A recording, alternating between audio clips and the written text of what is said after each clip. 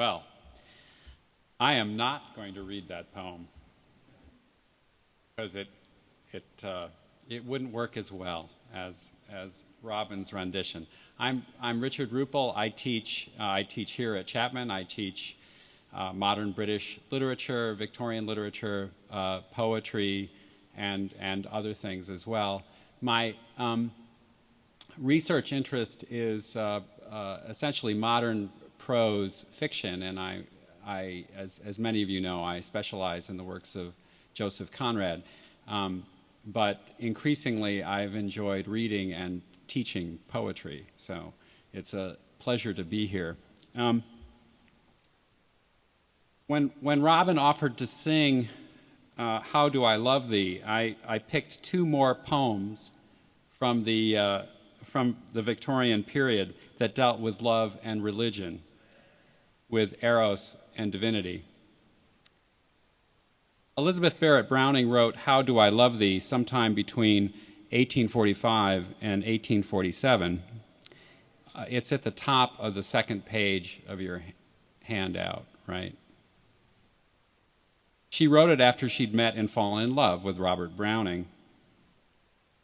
It's one of her sonnets, as Robin suggested. It's one of her sonnets from the Portuguese, and it's probably the most famous. We've all heard at least the first two lines, and it's an example of what people think of when they think of love poetry because of its excess.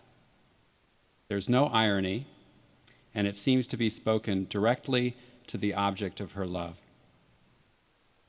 The excess comes first from the repetition of I love thee 9 times in 14 lines, but also from the way the speaker suggests that her love is more to her than her everyday needs, more than her belief in justice, more even than her religious faith, which she seems to have lost, like many Victorians, at least temporarily. But at the end of the sonnet, she comes back to that faith with her hope that her love will survive her death. So there's nothing exactly conventional about this poem. I don't suppose we should or could describe it as carnal, but it celebrates earthly love above everything. The speaker makes an idol of her lover, and that comes at the expense of all other values, including religious values. Let's turn to a very different poem. It's also on your handout. This was written by her husband, Robert Browning, before he met Elizabeth. And we'll be moving from a love that overwhelms all other emotions and desires to one that leads to murder. The rain set, this is Porphyria's lover. The rain set early in tonight. The sullen wind was soon awake. It tore the elm tops down for spite and did its worst to vex the lake. I listened with heart fit to break. When glided in Porphyria, straight she shut the cold out and the storm, and kneeled and made the cheerless grate blaze up in all the cottage warm. Which done, she rose, and from her form withdrew the dripping cloak and shawl, and laid her soiled gloves by, untied her hat, and let the damp hair fall. And, last, she sat down by my side and called me. When no voice replied, she put my arm about her waist and made her smooth, white shoulder bare, and all her yellow hair displaced, and, stooping, made my cheek lie there and spread o'er all her yellow hair, murmuring how she loved me, she, too weak for all her heart's endeavor to set its struggling passion free from pride and vainer ties to sever, and give herself to me forever. But passion sometimes would prevail, nor could tonight's gay feast restrain a sudden thought of one, so for love of her and all in vain. So she was come through wind and rain. Be sure I looked up at her eyes, happy and proud. At last I knew Porphyria worshipped me. Surprise made my heart swell, and still it grew while I debated what to do. That moment she was mine, mine, fair, perfectly pure and good, I found a thing to do. In all her hair in one long yellow string I wound 3 times her little throat around and strangled her. No pain felt she. I'm quite sure she felt no pain. As a shut bud that holds a bee, I warily oped her lids. Again laughed the blue eyes without a stain. And I untightened next the tress about her neck. Her cheek once more blushed bright beneath my burning kiss. I propped her head up as before, only this time my shoulder bore her head, which droops upon it still. The smiling, rosy little head, so glad it has its utmost will, that all it scorned at once is fled, and I, its love, am gained instead. Porphyria's love, she guessed not how her darling one wish would be heard, and thus we sit together now, and all night long we have not stirred, and yet God has not said a word.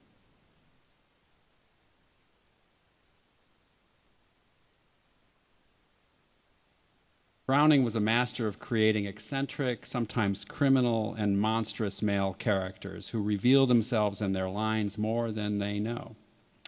This is a dramatic monologue with the mad lover turning to us as though we were the audience for a play. The poem deals with class. The lover lives in a relatively poor cottage. He and Porphyria are in love, but her relatives won't let her marry beneath her.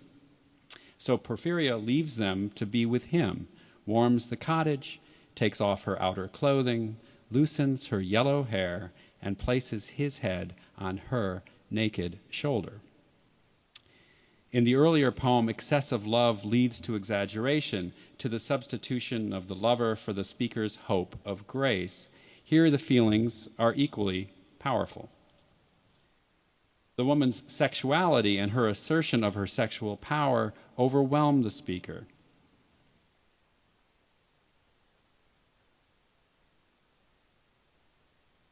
His mad response is to bring Porphyria back under his control and to fix the moment forever by strangling her with her yellow hair. His closing appeal to God is especially appropriate for the poetry we're looking at today. God's silence is a sign of God's approval, and one way to look at this poem is to note how Browning could see the murderous tyranny of his culture's misogyny. God approves, in a sense, because God the Father approves of patriarchy. Our next poem mixes love and spiritual passion in even stranger ways. I've excerpted Goblin Market for you on the sheet I passed around, and in the interest of time, I'll need to excerpt it even further.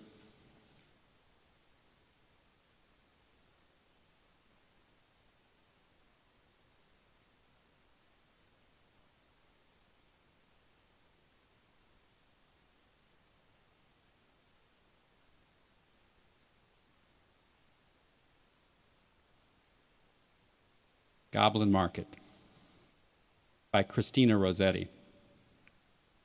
Morning and evenings, maids heard the goblins cry, "Come buy our orchard fruits, come buy, apples and quinces, lemons and oranges, plump unpecked cherries, melons and raspberries, bloom down-cheeked peaches, swart-headed mulberries, wild free-born cranberries, crab apples, dewberries, pineapples, blackberries, apricots, strawberries, all ripe together in summer weather. Citrons from the south, sweet to tongue and sound to eye, come buy. Evening by evening, among the brookside rushes, Laura bowed her head to hear, Lizzie veiled her blushes, crouching close together in the cooling weather, with clasping arms and cautioning lips, with tingling cheeks and fingertips. Lie close, Laura said, pricking up her golden head. We must not look at goblin men. We must not buy their fruits. Who knows upon what soil they fed their hungry, thirsty roots? Come buy, call the goblins, hobbling down the glen. Oh, cried Lizzie, Laura, you should not peep at goblin men. Lizzie covered up her eyes, covered close lest they should look. Laura reared her glossy head and whispered like the restless brook, "Look, Lizzie, look, Lizzie."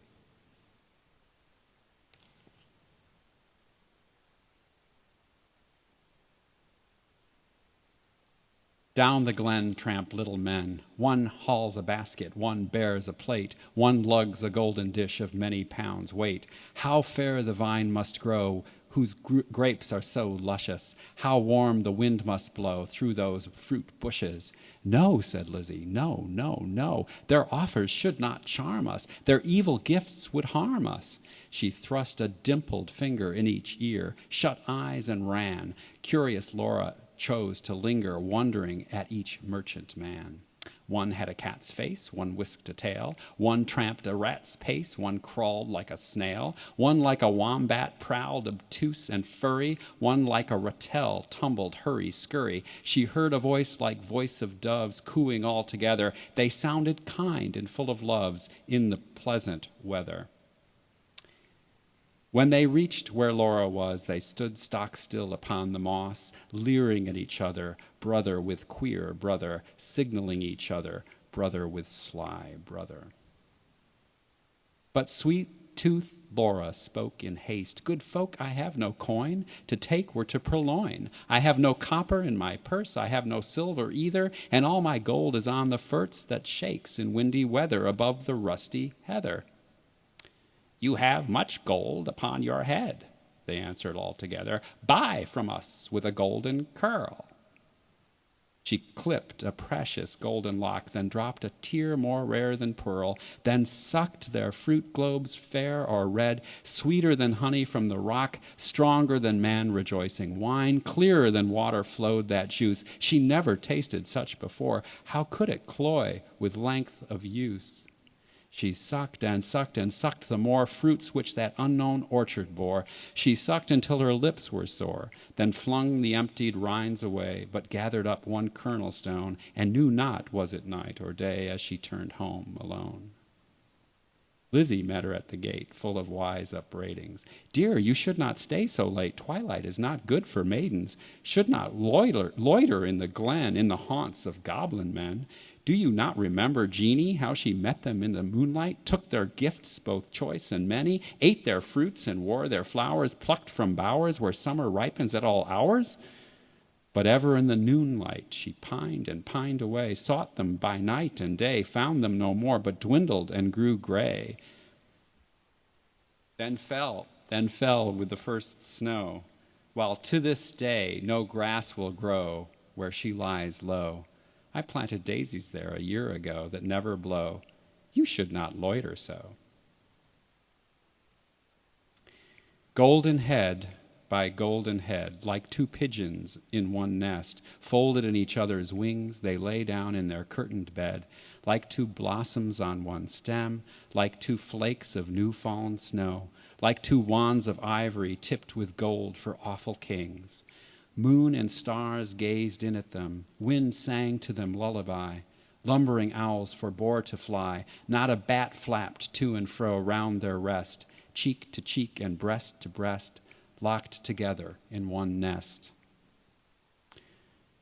This is Laura. Laura's tree of life drooped from the root. She said not one word in her heart's sore ache, but peering through the dimness, naught discerning, trudged home, her pitcher dripping all the way, so crept to bed and lay, silent till Lizzie slept, then sat up in a passionate yearning and gnashed her teeth for balked desire and wept as if her heart would break.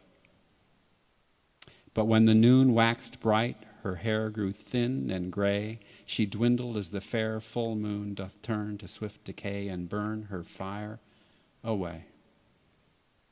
Tender Lizzie could not bear to watch her sister's cankerous care, yet not to share. She night and morning caught the goblin's cry, "Come buy our orchard fruits, come buy, come buy." Beside the brook along the glen she heard the tramp of goblin men, the yoke and stir. Poor Laura could not hear, longed to buy fruit to comfort her, but feared to pay too dear.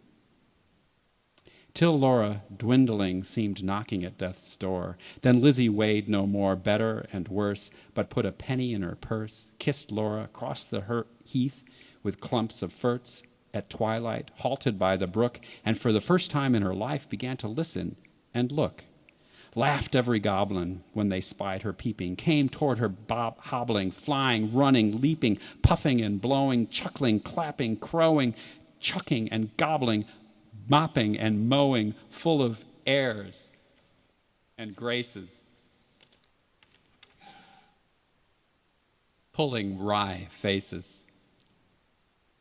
Hugged her and kissed her, squeezed and caressed her, stretched up their dishes, panniers and plates. Look at our apples, russet and done, bob at our cherries, bite at our peaches, citrons and dates, grapes for the asking, pears red with basking out in the sun, plums on their twigs, pluck them and suck them, pomegranates, figs. Good folk, said Lizzie, mindful of Jeanie, give me much and many, held out her apron, tossed them her penny. Nay, take a seat with us, honor and eat with us, they answered, grinning. Our feast is but beginning. Thank you, said Lizzie, but one waits at home alone for me. So without further parleying, if you will not sell me any of your fruits, though much and many, give me back my silver penny I tossed you for a fee. They began to scratch their pates, no longer wagging, purring, but visibly demurring, grunting and snarling. One called her proud, cross-grained, uncivil. Their tones waxed loud, their looks were evil. Lashing their tails, they trod and hustled her, elbowed and jostled her, clawed with their nails, barking, mewing, hissing, mocking, tore her gown and soiled her stocking, twitched her hair out by the roots, stamped upon her tender feet, held her hands and squeezed their fruits against her mouth to make her eat. White and golden Lizzie stood, like a lily in a flood, like a rock of blue-veined stone, lashed by tides obstreperously.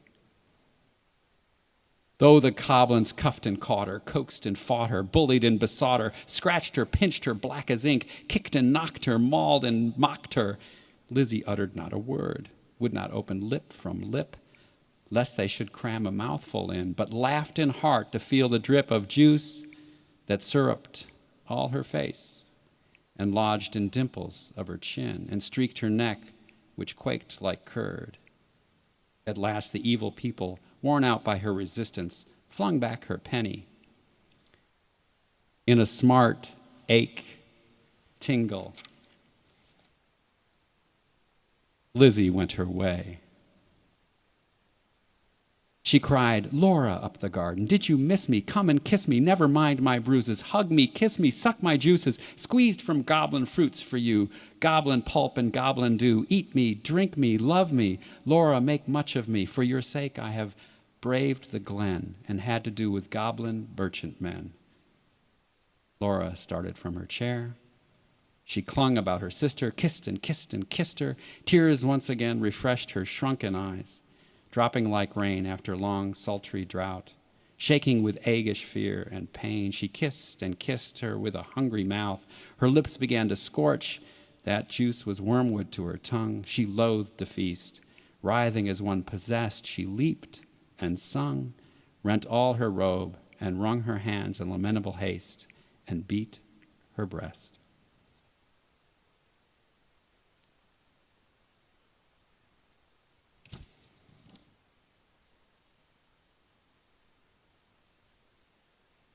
You can take it home and read the rest on your own.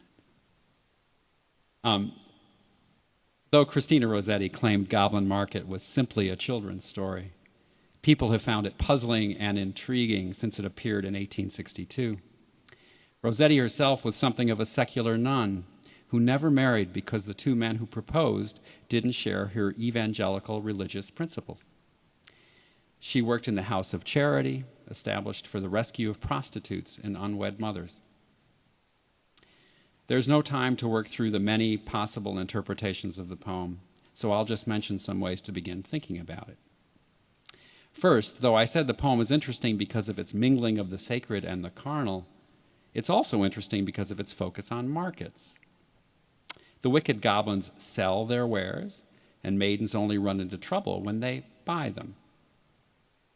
The payment of a lock of yellow hair is especially dangerous, of course, since women's hair has always represented women's sexuality. For other poetic examples, we might think of the rape of the lock, as well as Porphyria's lover. So one way to look at Laura's problem is that she has exchanged her virginity, represented by her hair, for pleasure, represented by the wonderful juices of the goblin men. The sexual implications of this are pretty obvious.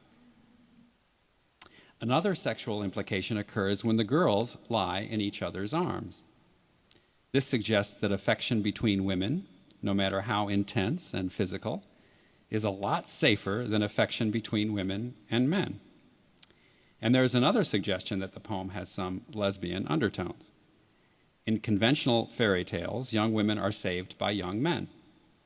Here, Laura is saved by a young woman, Lizzie, who, in a sense, restores Laura's virginity by risking her own. And the scene of Lizzie's return, covered with men's juices, which she invites Laura to lick off, sounds like something we shouldn't talk about in Chapman's All Faith Chapel. All of this talk of carnality ignores the obvious allegorical reading that makes Lizzie a Christ figure who experiences a kind of death at the hands and claws and teeth of the goblin men, but who then returns to life, is resurrected, in other words, and saves Laura by having her eat of Lizzie's body.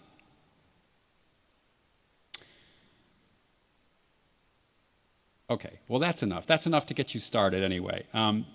I hope you'll be tempted to explore some other of the Victorians' secrets on your own, and I will now turn this over to the visual portion of our presentation.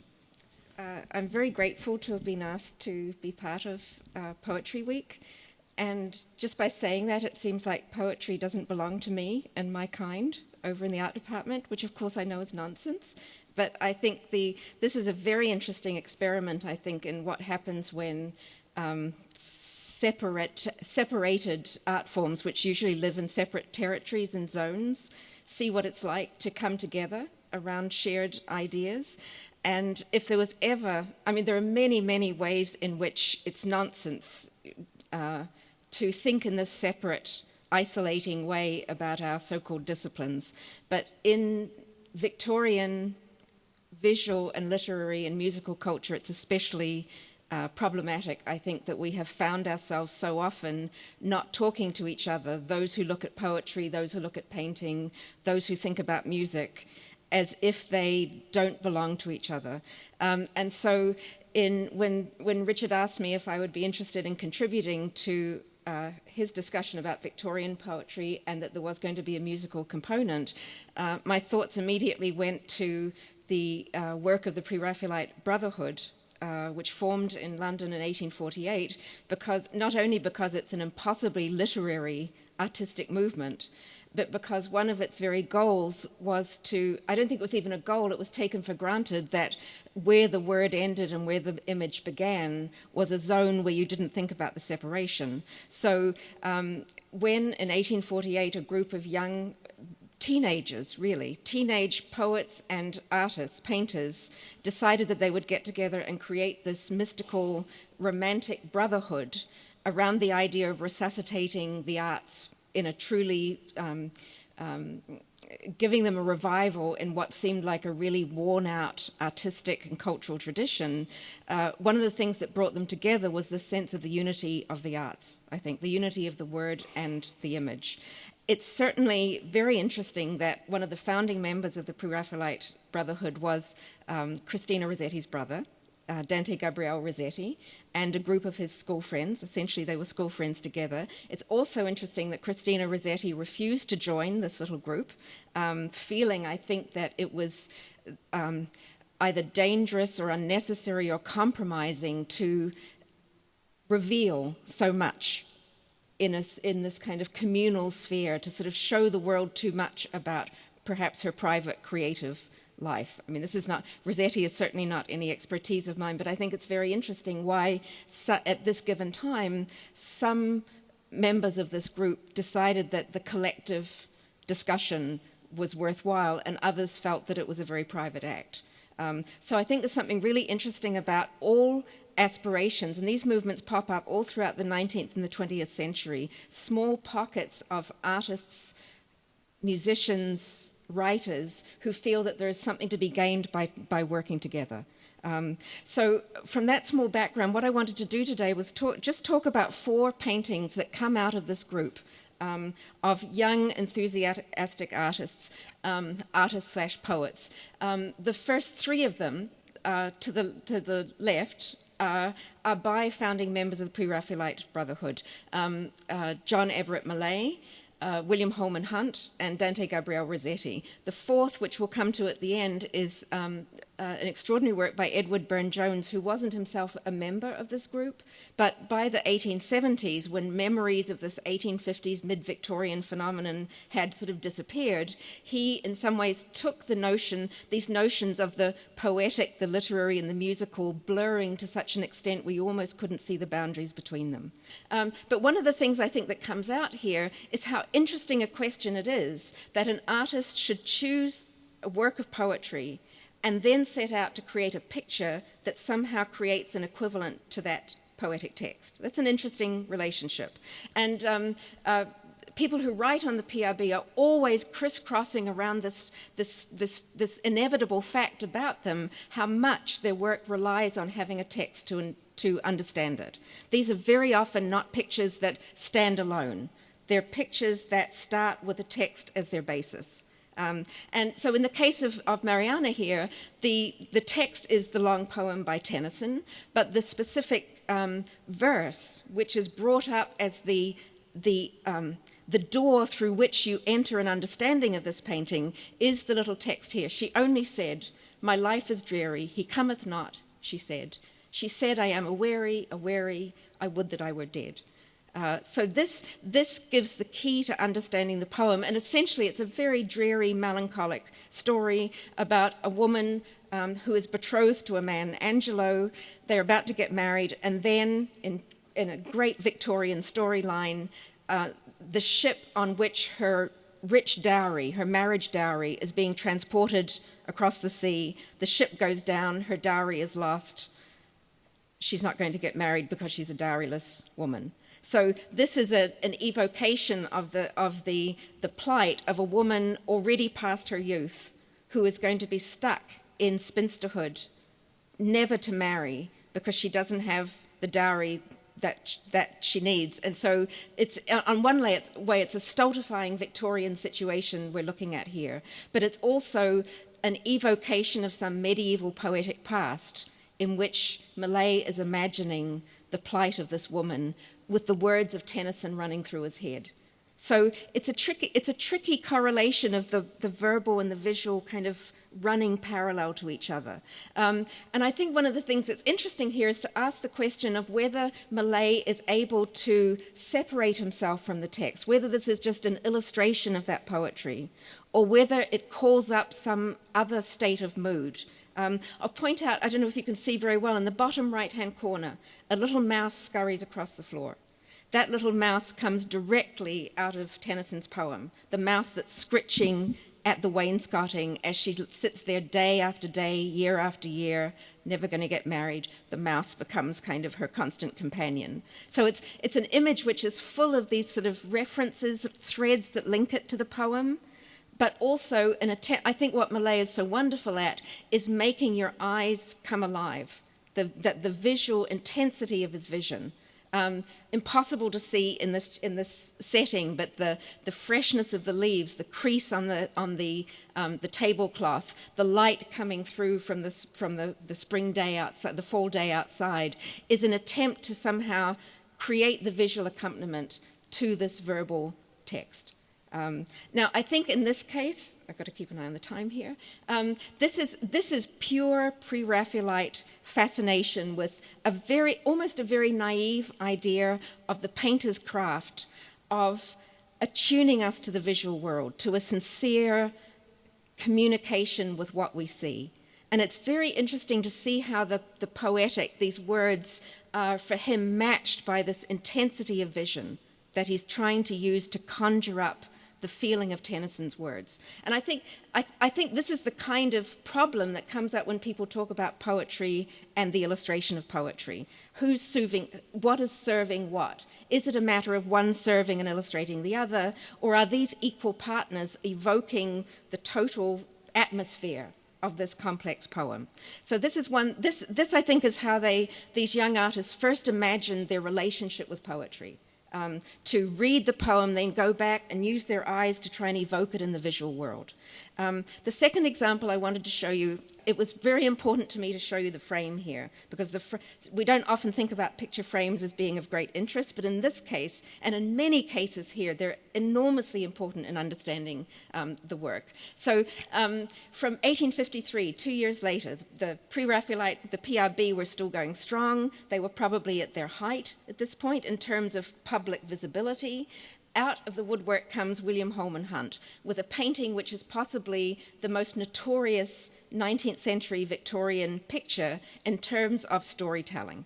I think it's one of the most interesting pictures to look at in our context because it's so much about this interchange between looking and reading, and what your eyes tell you and what is the storyline, the narrative that's going on in your head. So it's a painting called The Awakening Conscience, which Hunt spent an enormous amount of time thinking and worrying about, because this was to be a great moral statement to the society of his time. This dealt with a pervasive social theme in mid-Victorian England, the theme of the fallen woman and the prostitute. Doesn't seem particularly poetic, but this was something of such importance that it comes up over and over again in this period. It's very, very indicative of Hunt's desire to make his paintings like legible texts, that you could read them as if they're texts in images, if that makes sense. So he had this obsession with that the purpose of being an artist was to show stern facts and not fair pictures. So not to just show the beauty of the world, but to set the mind thinking and interpreting and cogitating on the visual field that he sets out for you. So in this case, he gave the viewer a text to start the imagination working, as if just looking at the picture were somehow not enough, as if the picture is mute until you use the poetic text to open it up and start it playing, if you see what I mean. So I don't think you can read it from back there, but I will read you the text that he's put on the bottom of the frame here.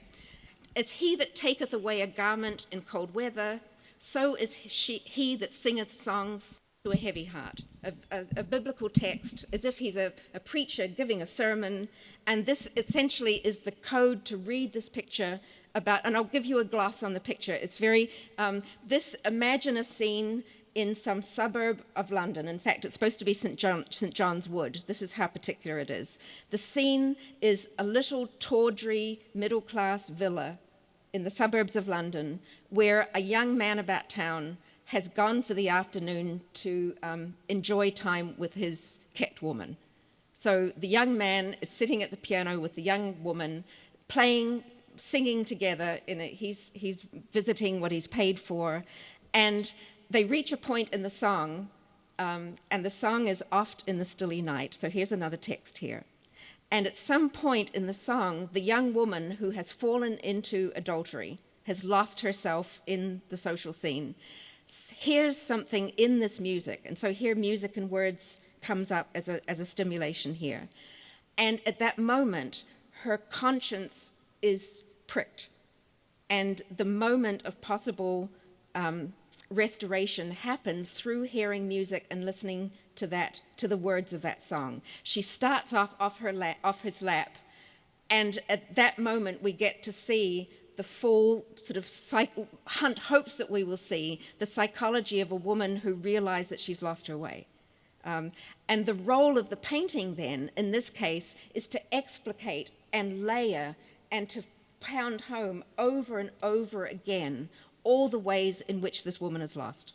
So the visual text of the painting is in a way to make the text of the sermon reverberate over and over in all these different ways. And I'll just show you a couple of examples. This picture is loaded with the kind of moral facts that Hunt hopes that you will get in order to get the message that he's hoping. So top right-hand corner. So here, this is a detail that's at the bottom left of the painting, a rather horrible-looking, ferocious cat that is playing with a little bird.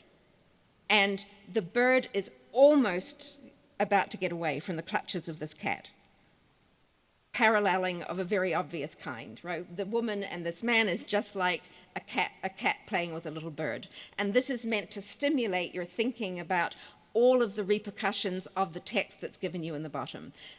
Even the frame itself, seems truly a trivial detail, but it shows the attention that Hunt brought to finding ways in which your visual experience would bring these textual references to you. Just look at the little border going down around the outside of the frame. This is an alternating pattern of marigolds and bells.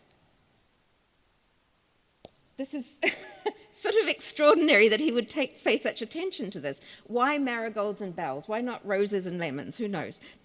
Because the marigold is in the Victorian language of flowers, the marigold is a symbol of loss and mourning. The bell is a warning bell. So you've got these two images. Get out of there, young woman. Like that bird, get out of this toxic environment. But also, oh, looking at her, it's so dreadful, she's lost.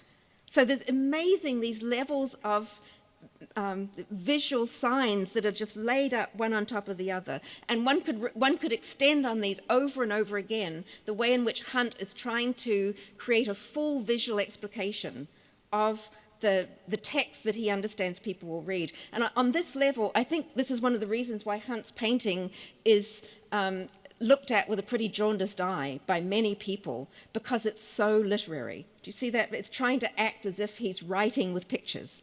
And especially that it's suggesting that the act of looking at pictures is an act of reading. So you read the sign, you read the symbol, you read the bell, you read the marigold, and you put them all together and you've got a sentence, or you've got a story, or possibly you've got a poem, but maybe not a terribly good poem.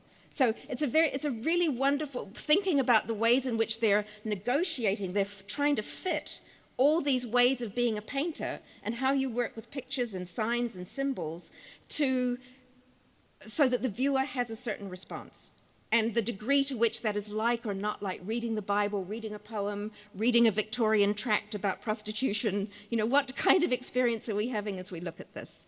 So I'm going to move on now to the third image, and this brings us, I think, closer in very interesting ways to some of the blurring areas in which artists, as they became older, as they moved out of their initial enthusiasm for a very legible kind of painting as young men, by the 1870s, there's this very interesting evolution that happens, and particularly in the work of Dante Gabriel Rossetti, Christina's brother, who by this point he had started off being much like the storytelling painters of his group, of his clique. By the 1870s, he had almost entirely developed a vocabulary that rested on images of beautiful women, as if all painting after painting after painting, a beauty, a beauty, a beauty, a beauty, with beautiful props, but nothing else going on there virtually. And I wanted to show you this really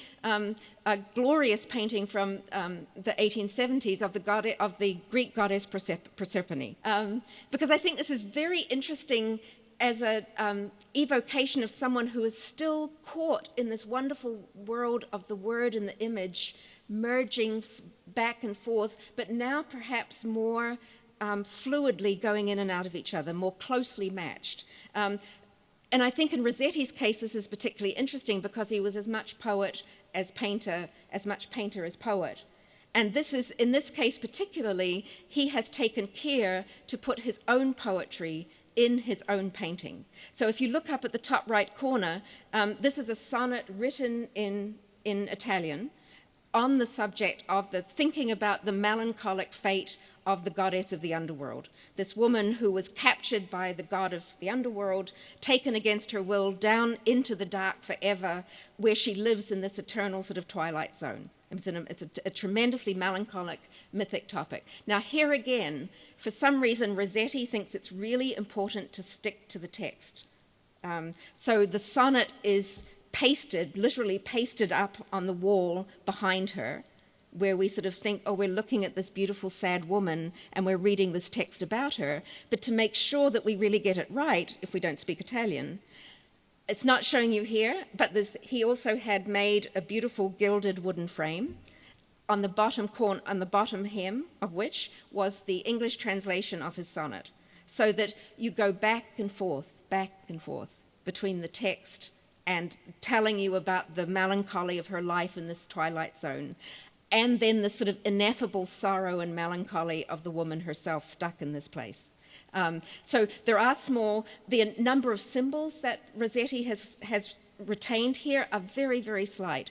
Top left-hand corner, this piece of ivy, which is coming down over the wall. When he talked in his correspondence, he described that as the ivory, which is like the clinging memory. So it's an allegory, sort of, but it's an allegory which is very sort of non-literal. You know, imagine how memories cling in your mind like ivy clinging to a wall. So trying to evoke a woman who is in this world forever of memory of the world that she can't get back to. And then the only other metaphor which is really kind of overt here would be the lamp, which is a sign of her goddess status. That's sort of like putting a title on it. And the pomegranate that she holds in her hand. It's the seed of the pomegranate that she ate that consigns her forever to living in Hades. So there is a level in which the literary story is still caught there on the surface, but one feels, I think, you feel that more and more the image is evoking this wordless sense of sorrow that is coming up through the words, sort of in a musical way. And I think this kind of transition, 20 years on, after the first pre-Raphaelite painters are trying to say, oh, how can we match our pictures to the poems or to the texts? This, I think, is really suggesting that the painter, in this case Rossetti, is coming into his own, trying to come up with a way to visualize and evoke without pinning it down with a thumbtack.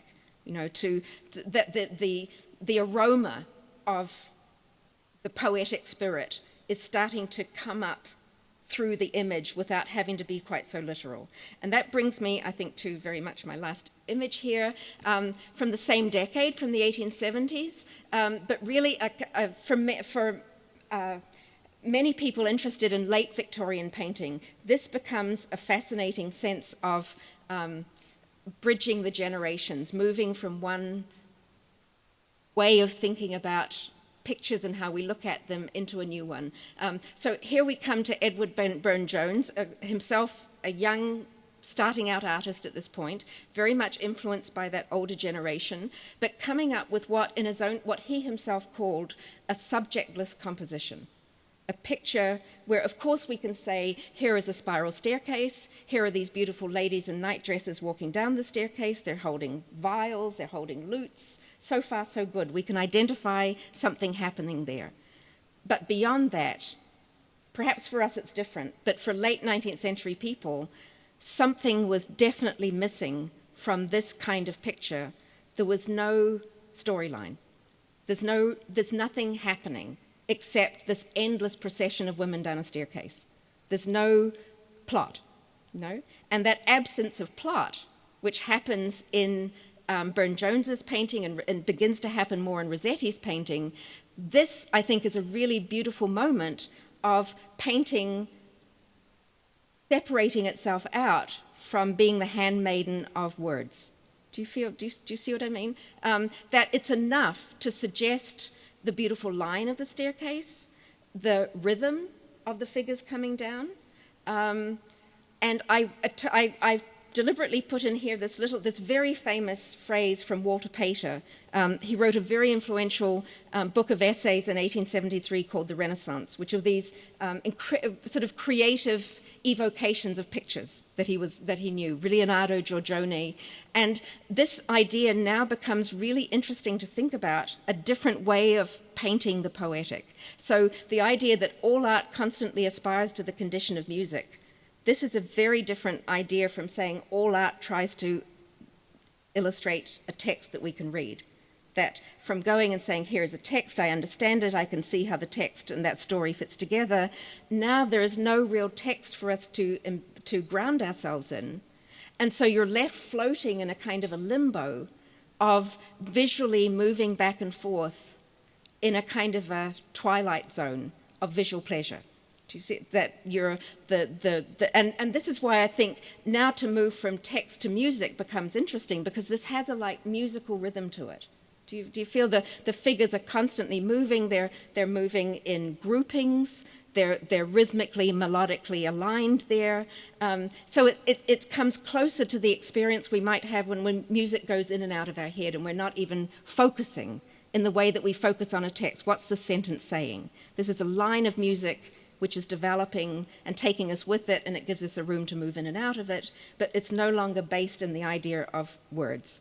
So now I'm a very far away from thinking about poetry in the different ways I might think about it, but I think this progression is a provocative one, to think about how images and the way we look at them and the way we're encouraged to look at them operates on different sort of parts of our level of consciousness.